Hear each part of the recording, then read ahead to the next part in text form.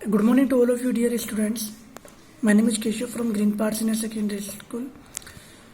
Student आज हम हमारे ग्रामर का पोर्शन टेंस स्टार्ट करने जा रहे हैं और हमने टेंस इसलिए सबसे पहले स्टार्ट किया है क्योंकि टेंस के माध्यम से हम active voice, passive voice and direct indirect ये कंप्लीट करेंगे।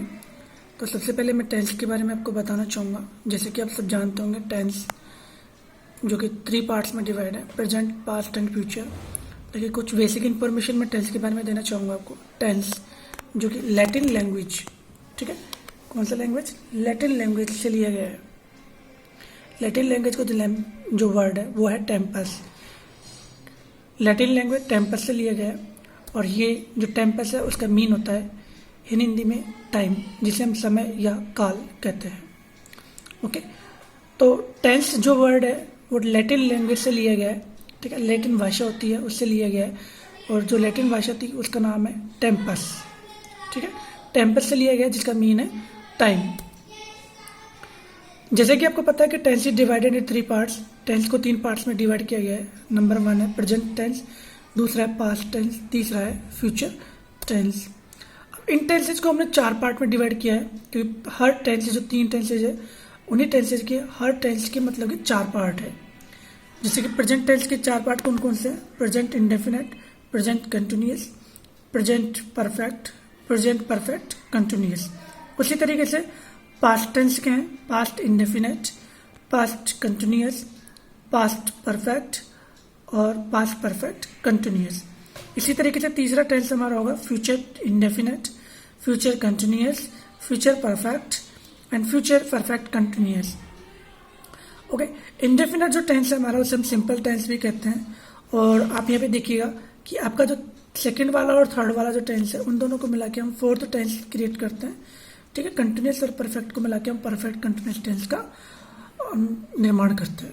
तो नेक्स्ट हमारा जो टेंस है वो मैं आपको बताना चाहूँगा। अब हर टेंस के जो मतलब कि जो सेंटेंस के जो प्रकार है वो मैं यहाँ पे मेंशन कर रहा हूँ, जो कि डिवाइड किए गए हैं 4 पार्ट्स में। जैसे कि affirmative, negative, interrogative, interrogative, negative, ठीक है। तो 3 टेंस हो गए। उन 3 टेंसेस के 4 काइंड्स हो चुके हैं, ठीक है, 4 पार्ट्स हो चुके हैं। और उन 4 पार्ट्स के जो सेंटेंस होते हैं उनके भी 4 अलग अलग तरीके के सेंटेंस हो जाते हैं। Affirmative, negative, interrogative, interrogative, negative. Second और थर्ड को दोनों को मिला के बनता है इंटरोगेटिव, नेगेटिव। जैसे कि हम पढ़ रहे थे कि टेंस हमारे पास 3 प्रकार के हैं। फर्स्ट हमने पढ़ा प्रेजेंट टेंस, सेकंड पढ़ा पास्ट और थर्ड पढ़ा हमने फ्यूचर टेंस। इनके भी हमने 4 प्रकार थे, ठीक है, जिसमें सिंपल टेंस था जिसे हम इंडेफिनेट टेंस कहते हैं, कंटिन्यूअस टेंस था, परफेक्ट टेंस था और परफेक्ट कंटिन्यूअस टेंस। अब इन टेंसेज में हमें कौन कौन से हेल्पिंग वर्ब का यूज करना होता है वो मैं आपको यहाँ पर बताना चाहूँगा। प्रेजेंट टेंस में सिंपल में कौन सी हेल्पिंग वर्ब आएगी, प्रेजेंट कंटिन्यूअस में कौन सी हेल्पिंग वर्ब का यूज किया जाएगा, प्रेजेंट परफेक्ट में कौन सी हेल्पिंग वर्ब का यूज किया जाएगा और प्रेजेंट परफेक्ट कंटिन्यूअस में कौन सी हेल्पिंग वर्ब का यूज किया जाएगा। तो ये जो सारणी में बना रहा हूँ इस सारणी को आप बना लीजिएगा। तो प्रेजेंट टेंस में जो सिंपल टेंस है, प्रेजेंट इंडेफिनेट या प्रेजेंट सिंपल है, उसमें हम डू डज हेल्पिंग वर्ब का यूज करते हैं और डू डज के साथ में मेन वर्ब की फर्स्ट फॉर्म का यूज करते हैं, या फिर अफर्मेटिव सेंटेंस में मेन वर्ब की फर्स्ट फॉर्म का ही यूज करते हैं। ऐसे ही इसका यूज करता है जो कि सब्जेक्ट के अकॉर्डिंग आती है। इसके बाद फिर हमारा कंटिन्यूअस टेंस है प्रेजेंट कंटिन्यूअस, इसमें हम ईजीएमआर प्लस मेन वर्ब की फर्स्ट फॉर्म के साथ में आईएनजी का यूज करते हैं। तो प्रेजेंट कंटिन्यूअस टेंस है उसमें हमारे पास हेल्पिंग वर्ब कौन सी होगी, इज, एम, आर, और उसमें मेन वर्ब के फर्स्ट फॉर्म के साथ में किसका प्रयोग किया जाएगा, आईएनजी का प्रयोग किया जाएगा।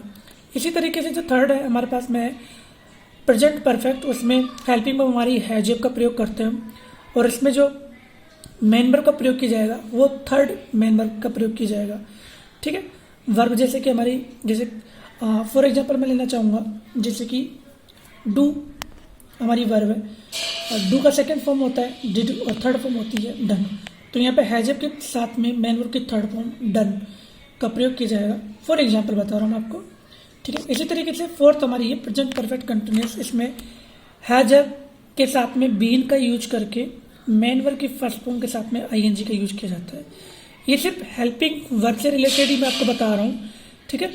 इसी के साथ में हमारे पास में आता है फिर हम पास्ट टेंस, जिसमें डिड प्लस मेन वर्ब की फर्स्ट फॉर्म का यूज किया जाएगा अफर्मेटिव सेंटेंस को छोड़कर।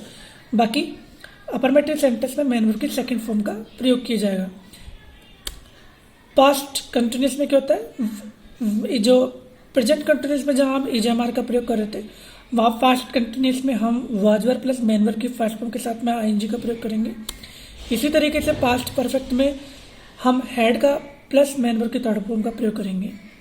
प्रेजेंट परफेक्ट में हम has have plus main verb की थर्ड फॉर्म का प्रयोग कर रहे थे, वहीं पास्ट टेंस में हम हैज हैव की जगह हैड का प्रयोग करेंगे और मेन वर्ब की थर्ड फॉर्म का प्रयोग किया जाएगा। इसी तरीके से प्रेजेंट परफेक्ट कंटिन्यूस टेंस में हम हैज हैव का प्रयोग कर रहे थे हेल्पिंग वर्ब का, तो अब हम यहाँ पर पास्ट परफेक्ट कंटिन्यूस टेंस में हैज हैव की जगह हैड का प्रयोग करेंगे और उसके साथ में बीन का यूज करके मेन वर्ब की फर्स्ट फॉर्म के साथ में आईएनजी का प्रयोग करेंगे।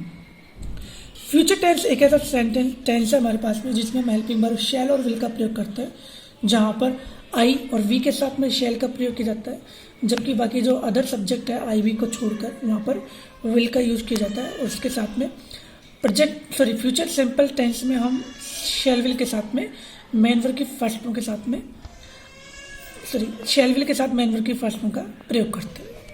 इसी तरीके से फ्यूचर टेंस में फ्यूचर कंटिन्यूस टेंस में शैल विल के साथ में बी का यूज करके मेन वर्ब की फर्स्ट फॉर्म के साथ में आईएनजी का यूज करेंगे।